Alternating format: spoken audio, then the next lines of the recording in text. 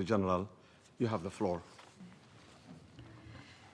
Thank you, Your Excellency, Mr. Bakar Dahir Osman, the Permanent Representative of the Federal Republic of Somalia to the UN, Excellencies, distinguished delegates, colleagues, and friends. My deep appreciation to you, Ambassador Osman, and to Somalia, the Democratic Republic of Congo, and Liberia for bringing this issue before the Council. 1,210 days. That's how long this war has gone on for. Long enough for 33 million people, more than half of Sudan, to need humanitarian aid to survive.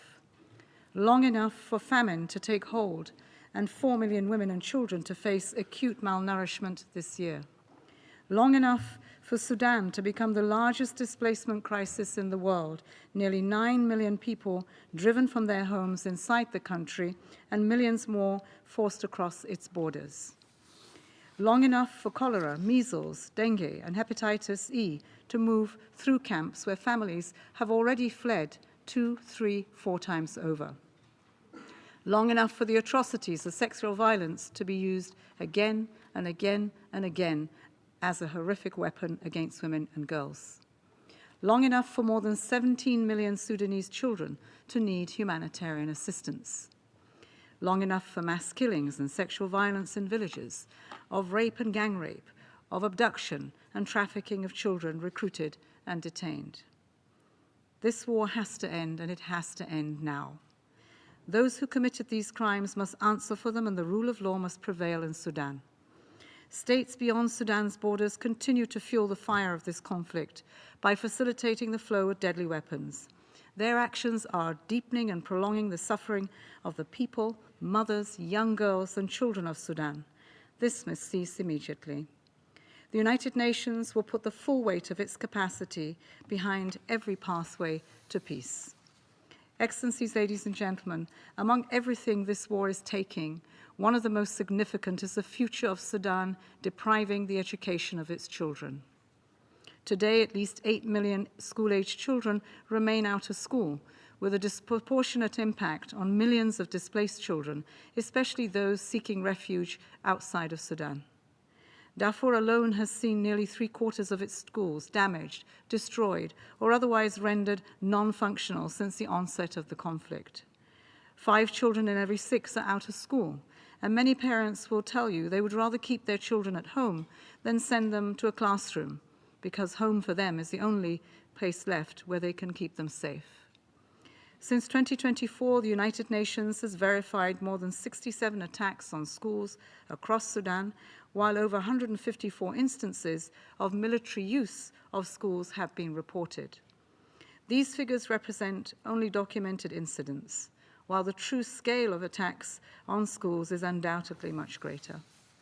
Shelling and airstrikes continue to damage schools and endanger children, while incidents of looting and arson of schools, as well as threats against educational personnel, have been extensively reported. Attacks against schools are frontal assaults on children's safety, their dignity. They lose protective spaces, opportunities to develop socially with their peers, and access to essential services such as the school feeding programs, health care, and mental health support. As we have seen time and time again, how prolonged disruptions in education disproportionately affect girls and young women. More than half of Sudan's teachers have gone unpaid, yet many of them are still teaching against all odds. The national examinations are now out of reach for students across large parts of Darfur and Kordofan. Parallel exams are being planned in the 5 Darfur states, raising real concerns about whether those certificates would be recognized. It is essential that all children, whether in areas affected by conflict, displacement settings, or more stable locations, have access to the same nationally recognized examinations, the same quality education. A unified exam helps ensure fairness, protects the value of students' qualifications. Without one, a generation of Sudanese youth leaves schools with no open doors, no university placing, no training, no job. Those are the children at risk. The armed groups recruit and become our child soldiers.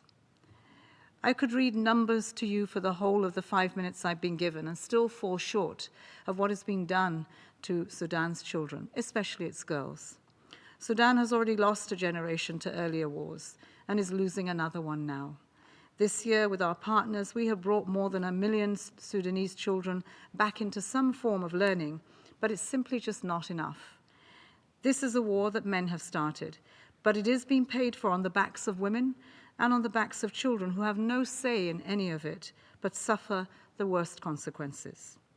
It is time to stop the war and to pull Sudan back from the brink of losing another generation of its children. Excellencies, colleagues and friends, the members of the Security Council must do their utmost to bring this conflict to an end, to create the conditions for peace and the enabling environment for Sudan's children to return to learning. I urge you to do everything within your power to do so, for the young Sudanese living through this war today, and for future generations who will inherit whatever is left of their country. Education is both life-saving, it's life-changing.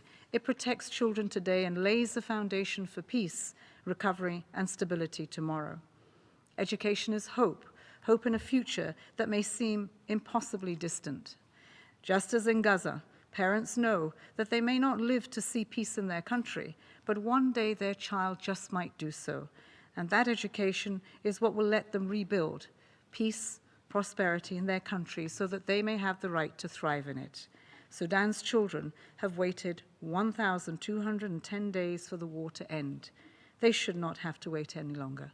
Thank you.